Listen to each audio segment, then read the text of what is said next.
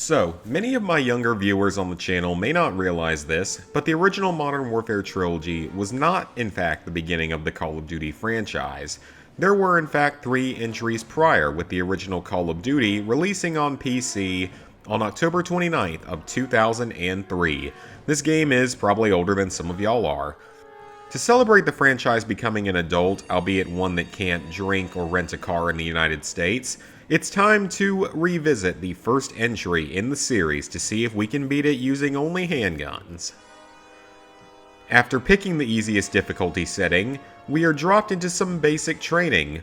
The rules for this run are pretty simple. I can only use handguns to attack enemies.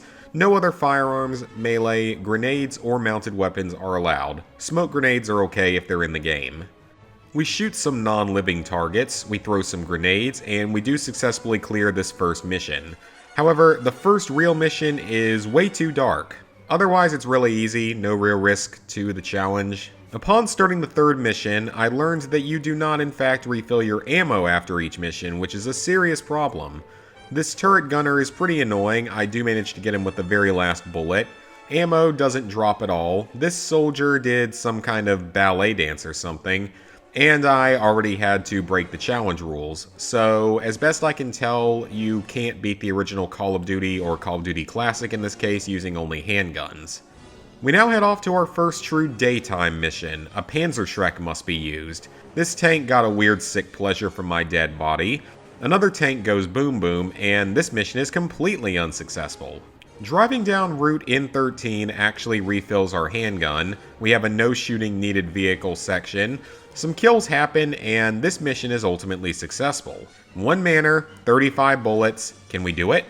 Well, I did learn a devastating fact about the game, that you were only allowed to carry 1 handgun at any given time. Also, where exactly is the manor? All I've seen are trenches and artillery guns.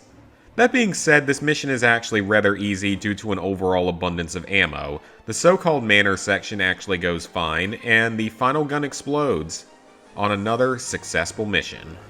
We now have another night mission with a brand new handgun at our disposal.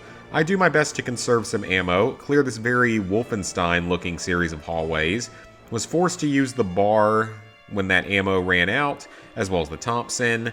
Also, is this the grandfather of Sergeant Foley from Modern Warfare 2? That would be kind of a cool twist. And I think this mission could theoretically be possible if you manage to hold onto enough ammo or get a lucky ammo drop along the way. With another ammo refill for another nighttime mission, we are given 10 minutes to save some hostage from some kind of camp that probably isn't allowed to be mentioned on YouTube. I tried to hide under a table, I ran past some enemies, I rescued this submachine gunner, and I got myself into a really bad situation with no bullets and half a health bar. I died quite a few times here, and despite getting shot plenty of times, we do escape this surprisingly successful mission. And now we switch to a British division. Why their standard issue handgun is the American Colt 1911A1 is never explained. That being said, this mission is rather easy with no issues for the challenge. Now for a very obnoxious defensive mission. This one does not go well. Also, the Panzerfausts must be used to destroy the tanks here. Not a good way to end the first stream. I know that you're not seeing any sort of overall progress bar here, and that will be explained later. For some reason I was actually forced to replay this most recent mission when I began the second stream, so I guess it didn't save the first time. This damn mission, am I right? We do thankfully get a handgun, some explosives get planted, and then we have a scene from either a porno or a snuff film playing out with this little elevator ambush. I had to use the Sten due to an overall lack of ammo. There was also a bit of sniping. We destroy some artillery, some mounted guns. I have no idea what it was at this point. And then we get to run all the way back to the beginning. F this mission. And now we get a vehicle mission. It's impossible to do under these conditions. I tried for a very long time. Let's move on. The next mission doesn't really fare any better. I'm a stand-up kind of guy. I'm a stand-up kind of guy. And now, we on a boat. Clearly being on a boat makes no real difference for the challenge. That being said, this mission is short, but it is still unsuccessful. More importantly though, we have reached the final third of the game by joining the Russians. Despite only having 5 rounds of presumably 7.62x54 ammo to our name, we finally have a short and successful mission. That ammo is forcibly put to use about 5 minutes later, however we are able to run past at least some of the enemies. We have another close quarters mission, and with it another challenge failure. This whole mission is really just another disaster, even though we do find a Luger at one point. That Luger gets carried on into the sewers.